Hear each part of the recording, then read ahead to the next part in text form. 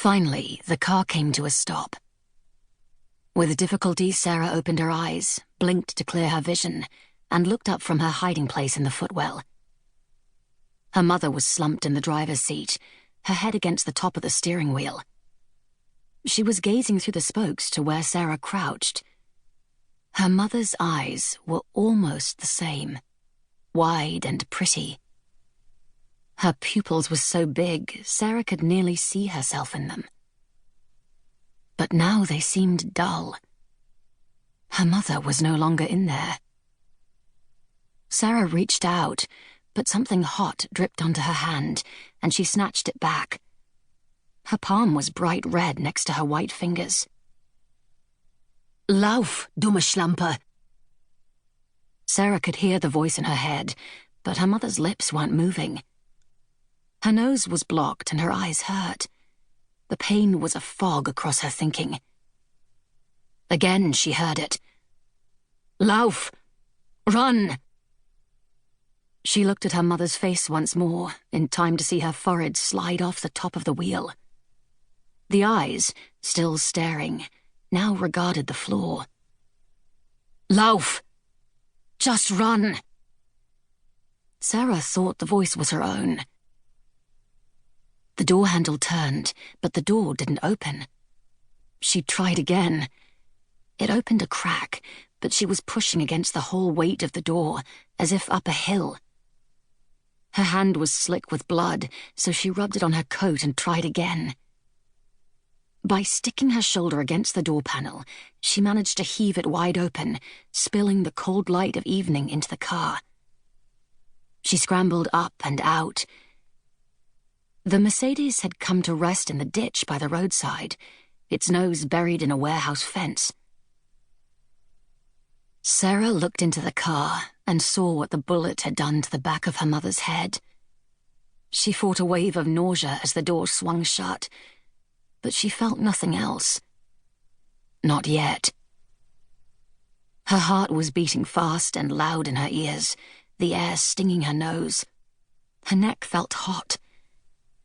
Behind her, the soldiers from the checkpoint were just rounding the distant corner that she and her mother had careened around moments ago, just before the shot.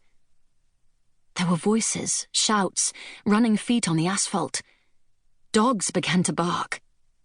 They were closing. Where now? What now? "Lauf!" Sarah flung herself onto the warm hood and crawled across it toward the break the car had made in the warehouse fence. The shards of broken windshield tore at her hands and knees. She slid off into the brambles and then pushed through them on all fours, picking up splinters of wood, thorns, and broken glass. "Don't look back. Keep going. Ignore the pain in your hands and knees. Lauf!" She let the voice run riot in her head as she broke through the fence. Her voice? Her mother's? It didn't matter. "Onto your feet now. That's it. Lauf! Lauf! Run! Run!" She sprinted into an alley between two old buildings, kicking up the sludge deposited by overflowing gutters. Looking up, she could see the rusting gutters hanging from the roof edges, the leaf litter that blocked the drains. About 2 meters high. Too high. Too precarious.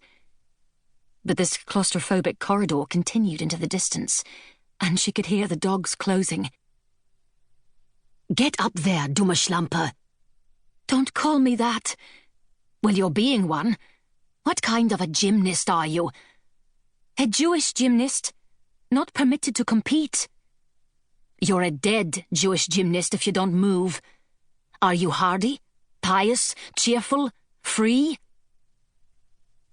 Sarah found herself laughing at the old saying. What would Jan, the father of gymnastics, think of a Jew, Deutschlands Unglück, Germany's misfortune, using his words as inspiration?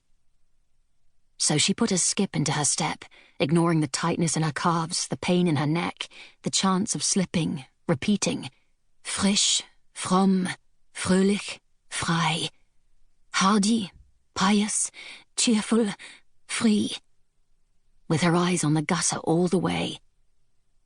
She launched herself into the air, caught the troughs neatly on either side, and swung herself up and to the right, the metal creaking and complaining as she went.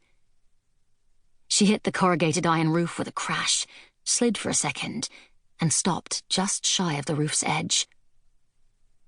"Beat that, Trudy Mare. I'll have your gold medal now, danke,"